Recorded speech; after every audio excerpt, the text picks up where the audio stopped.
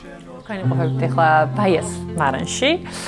Ჩვენი მარნის ისტორია იწყება დაახლოებით 2014 წლიდან, როცა ჩემმა და ბაიამ გადაწყვიტა, რომ საოჯახო ტრადიციები ექცია უფრო დიდ ამბად ჩვენს სახლში.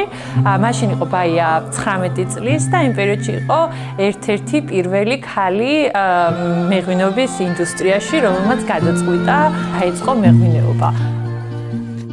Თველის პროცესში მეღვინე მევენახე ხდება ხელოვანი, რა დროსაც იქმნება, ასე ვთქვათ, ეს მთელი პროცესი ბუნებასთან ერთად. დღეს ვაწარმოებთ 45,000 ბოთლ ღვინოს, ვყიდით დაახლოებით 19 ქვეყანაში და ვამბობთ, რომ მეღვინეობა ჩვენი მთავარი საქმე კი არა, უკვე ჩვენი, ასე ვთქვათ, ცხოვრების ძალიან დიდი ნაწილია.